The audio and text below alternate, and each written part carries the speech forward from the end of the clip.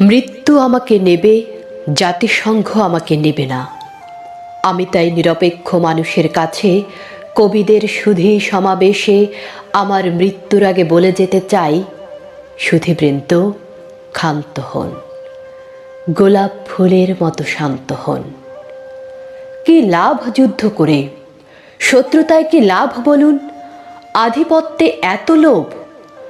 পত্রিকা তো কেবলই আপনাদের ক্ষয়ক্ষতি, ধ্বংস আর বিনাশের সংবাদে ভরপুর।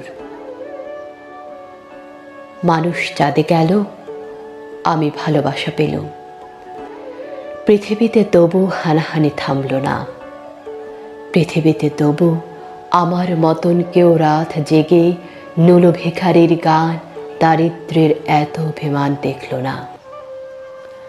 আমাদের জীবনের অর্ধেক সময় তো আমরা সঙ্গমে আর সন্তান উৎপাদনে শেষ করে দিলাম।